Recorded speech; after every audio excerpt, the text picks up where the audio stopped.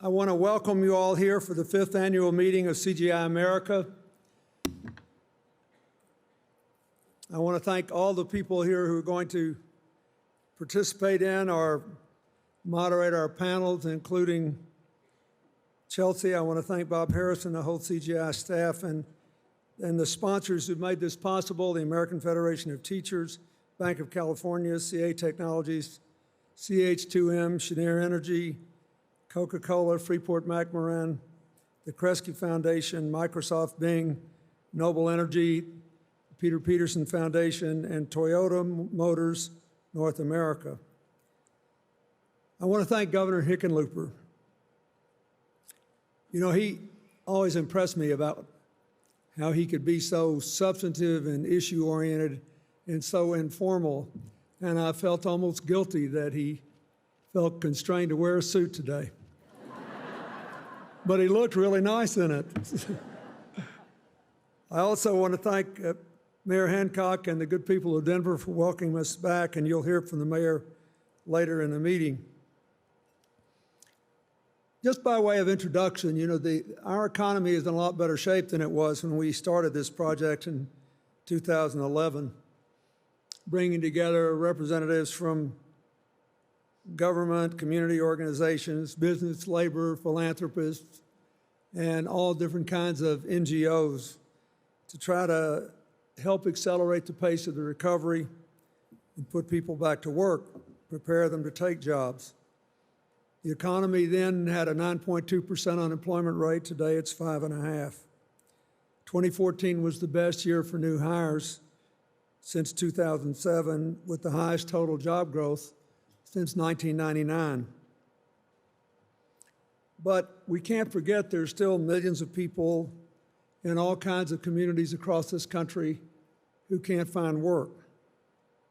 Many more who don't work enough hours to support themselves and their families. Others who don't earn enough to do that.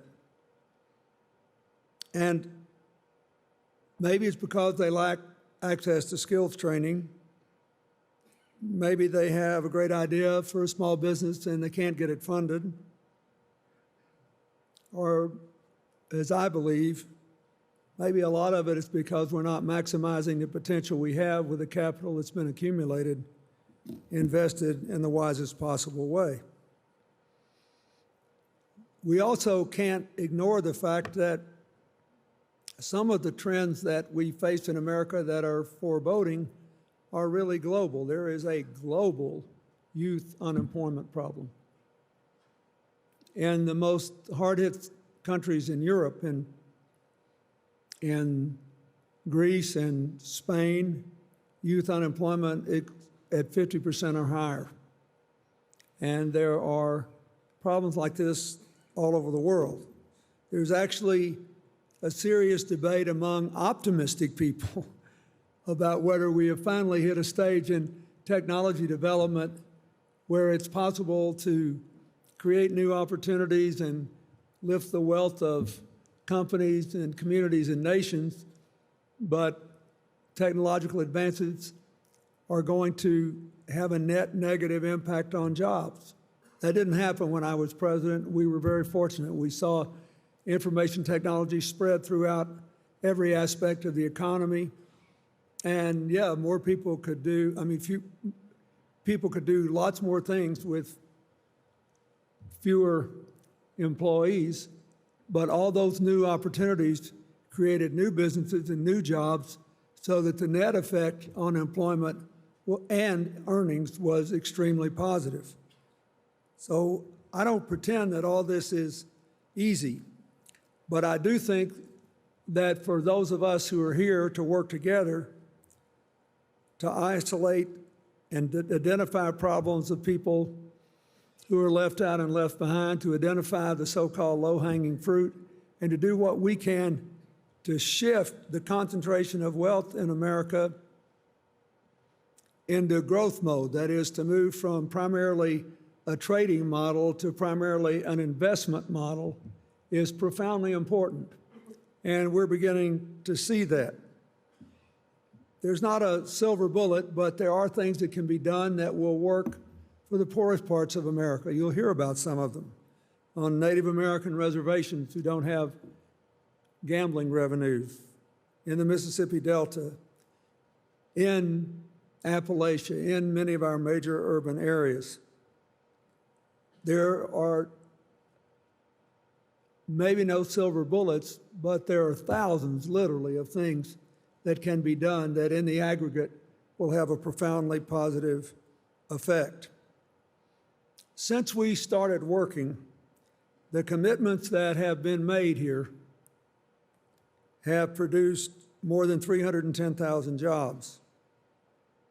More than 500,000 children have acquired better access to education. More than 900,000 people have benefited from skills training. More than 4 million metric tons of greenhouse gases have been avoided. About 2.5 million people's lives have been improved. Solving problems at the neighborhood, community, regional, and national level. For example, I love this. At the inaugural CGI meeting in 2011, the AFL-CIO, the American Federation of Teachers, and North America's building trades unions committed to raising $10 billion over 5 years from their members' pension funds to invest in infrastructure projects and energy-efficient building retrofits. Since then, they've engaged dozens of partners and actually exceeded the original goal 2 years ahead of schedule. They have now increased their commitment to $14 billion and have actually deployed $11.5 billion of that money.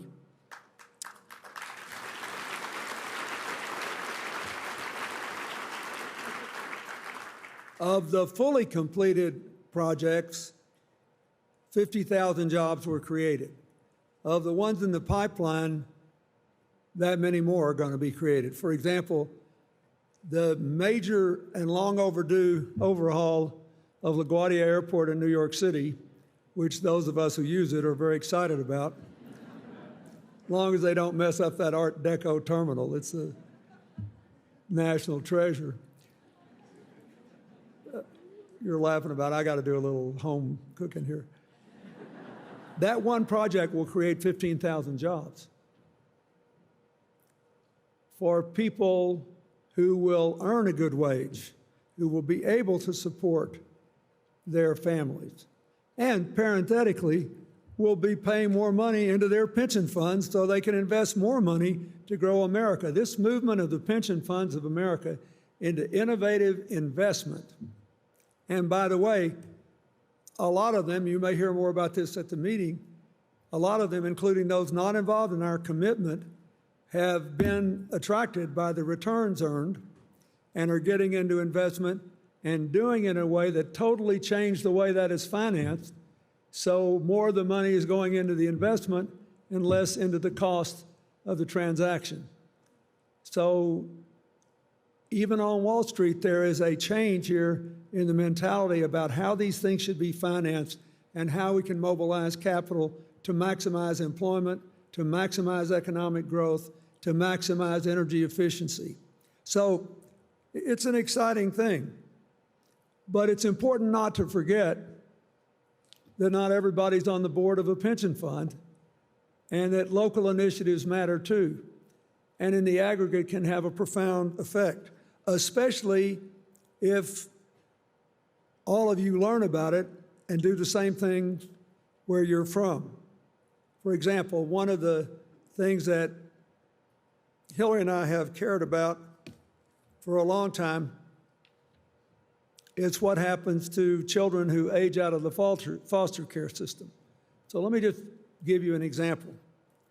Teen Force is a youth unemployment nonprofit in Silicon Valley,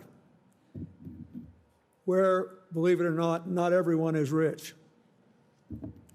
They joined with several community partners to commit to offer technology and workforce readiness to all 9th and 10th graders in Santa Clara County's foster system by 2017.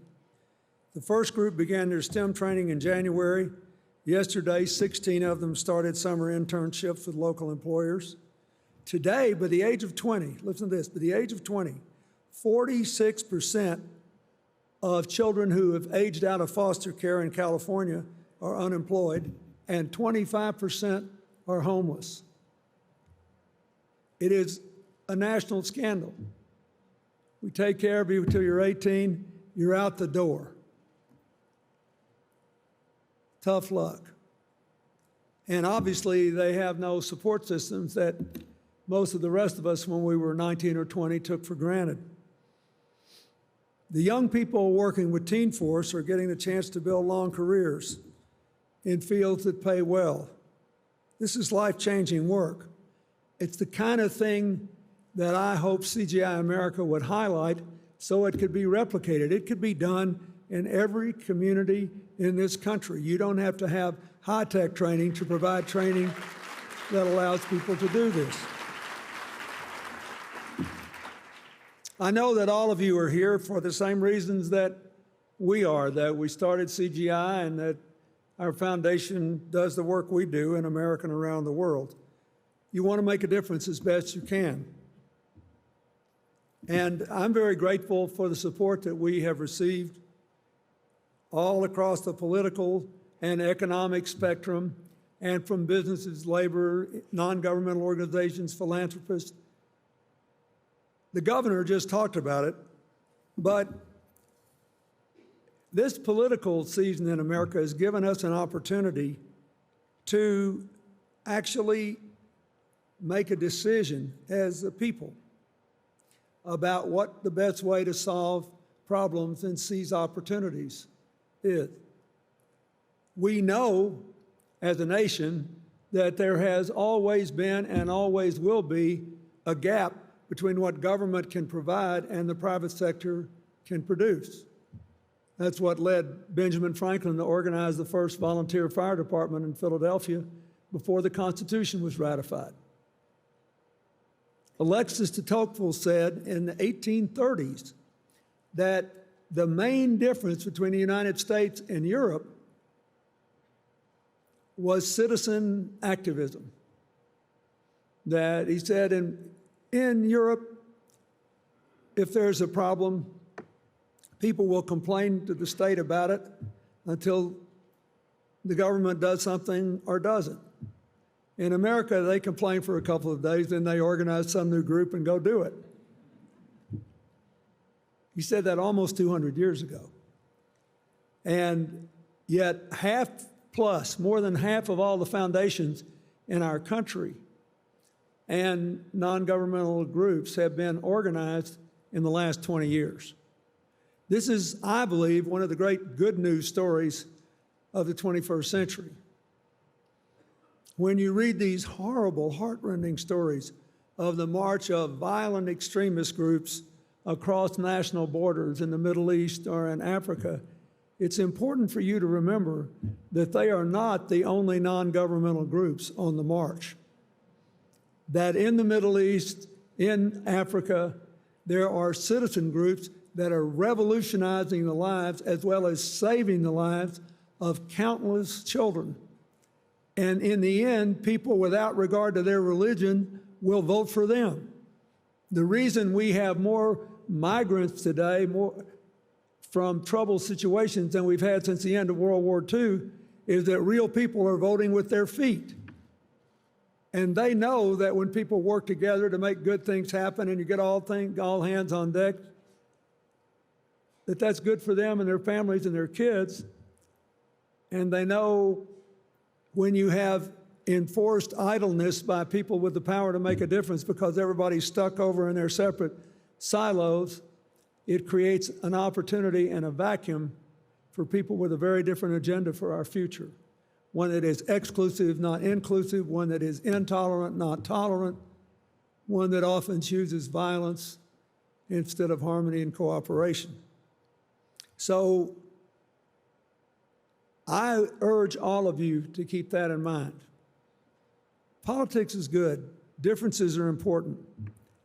But as I always say, if you really read the constitutional history of America, it would have been helpful to us today if the framers had added a subtitle to the U.S. Constitution, "Let's make a deal." They divided the government up so many ways and provided so many protections for individuals not to have their lives impinged on. They protected freedom of speech so that we could all have our say, and they believed that if we did that, if they divided church from state, that we'd become more religious. Turned out they were right. If we protected everybody's speech and everybody's right to organize themselves, that we'd become political in a good sense, and we disagree for the purpose of making honorable compromises. And every time we've done that, it's worked out pretty well. In the modern world, the NGOs, and many of you represent them, are basically the glue that's pulling all this together in country after country after country, trying relentlessly to find out how to do things faster, better, at lower costs, in a way that actually changes lives and keeps score. So I think it's worth continuing to do CGI America, because even though the unemployment rate is low, there is still this vast gap between productivity gains and income gains, and there's still too many people left out and left behind, and there's still too many people that have the power to do something about it who actually want to do so. So I thank you for being here. I'm grateful to you. I'm proud of what you have done and what you will do.